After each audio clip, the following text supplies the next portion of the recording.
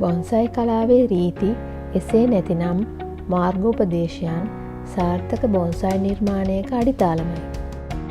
මෙම රීති අවස්ථානුකූලව යොදා ගැනීම හෝ යොදා නොගැනීම එහි නිර්මාණකරුගේ අභිමතය පරිදි සිදු කළ හැකියි. ඒ අනුව මෙම රීති අනිවාර්ය නොවේ. කෙසේ වෙතත් බොන්සයි ශාකයක ආත්මීය හා සෞන්දර්යාත්මක ගුණයන් මතුවන ලෙස ඔබේ නිර්මාණය සකස් කර ගැනීමට මෙම රීති ඉවහල් කරගත හැකිය. බොන්සයි කලාවේ විවිධ රූපාකාරයන් නැතිනම් ස්ටයිල්ස් ඇති අතර ඒවාට ආවේනික වූ රීති පද්ධතියක්ද ඇත. ඒවා ගැන අප ඉදිරියේදී කතා කරමු. අද අපි වෘක්ෂ චැනල් එකෙන් කතා කරන්න බලාපොරොත්තු වෙන්නේ බොන්සයි කලාවේ පොදු රීති පිළිබඳවයි. ඔබේ නිර්මාණය සැකසීමේදී එහි සමමිතිය සමබරතාවය වගේම එහි ප්‍රමාණාත්මක අනුපාතික බව ගැනද සැලකිලිමත් විය යුතුය. ප්‍රථමයෙන් අප මුළු බොන්සයි ශාකයටම හා එහි කඳට අදාළ වන රීති ගැන සොයා බලමු. සියලුම බොන්සයි ශාක දල වශයෙන් ත්‍රිකෝණාකාර හැඩයකට හෝ අර්ධ වක්‍රාකාර හැඩයකට සැකසීම සිදු කළ යුතුයි.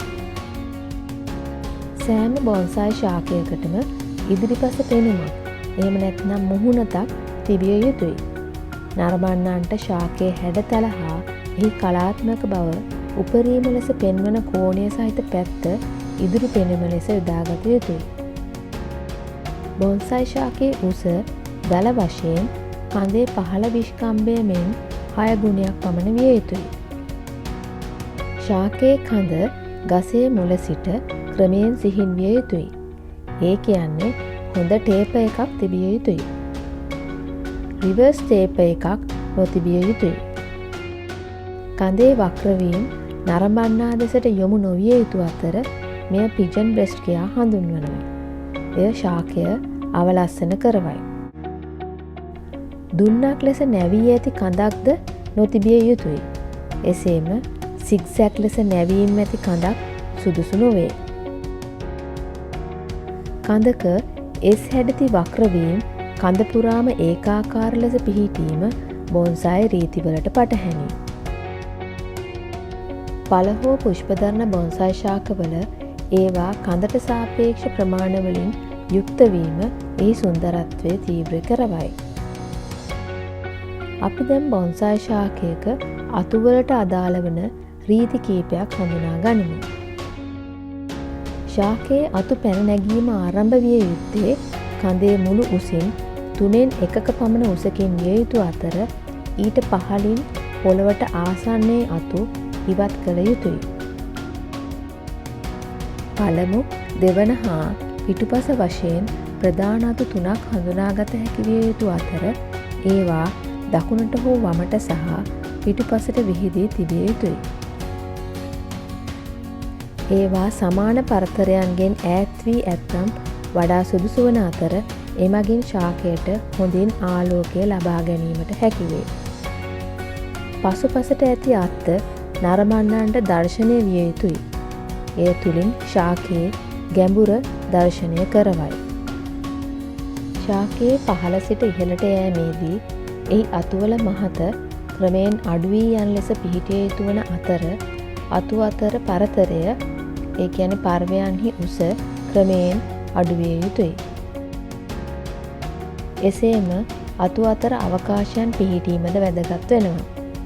අතු සෑම විටම දෙකකට බෙදී වර්ධනය වන ලෙස සැකසීමත් රැමිෆිකේෂන් එක පවත්වා ගැනීමත් කළ යුතුයි. ගසකට එක් මුදුනක් පමණක් තිබිය යුතු වන අතර එය නරඹන්නා දෙසට මදක් නැඹුරු වී පිහිටිය යුතුයි.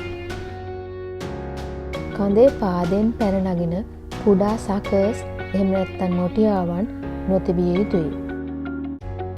කඳේ පෙනුමට බාධාගෙන දෙන නරඹන්නා දෙසට කෙලින්ම යොමු ඇති අතු එනම් අයි ෆෝකස් ඉවත් කළ යුතුයි. පහළට එල්ලී වැටෙන අතු ගසක් අවලක්ෂණ කරන බැවින් ඒවා තිබීම සුදුසු නොවේ. කැඩී ගිය හෝ දි รา පත්ව ගිය අතු ගසේ පෙනුමට බාධා කරයි නම් ඒවා ඉවත් කළ යුතුය. ගසේ අනෙක් අතු හරහා වැඩුණු අතුද ඉවත් කළ යුතුය. ගසේ කඳ දෙසට වැඩී ඇති අතුද ඉවත් කිරීම සුදුසු වේ. කඳට ආසන්නව ඇතුළතින් වැඩි ඉහළට වර්ධනය වූ අතුද ගසේ සුන්දරත්වයට බාධා ඇති කරයි. එසේම අස්වාභාවික ලෙස දඟර ගැසුණු හෝ වක්‍ර ඇති අතු කපා ඉවත් කළ යුතු වෙනවා. සමහර අතු එකිනෙකට සමාන්තරව පිහිටනවා. එවිට එම අතු සුදුසු පරිදි ඉවත් කළ යුතු වෙනවා. අත්තක පළල එහි දිගින් අඩක් පමණ විය යුතු වන අතර ඒවා ත්‍රිකෝණාකාර ලෙස හෝ ඩයමන්ඩ් හැඩයට හෝ ඊහිසක හැඩයට සකස් කරගත යුතුය. ශාකයේ කඳේ ඉහළින් ඇති අතුවලින් පැන නගින සකස්ද ඉවත් කළ යුතු වෙනවා. ශාකයේ මුළු පෙනුමටම බාධාගෙන දෙන දැඩි ලෙස වර්ධනය වී ඉහළට වැඩෙන අතුද ඉවත් කළ යුතුය.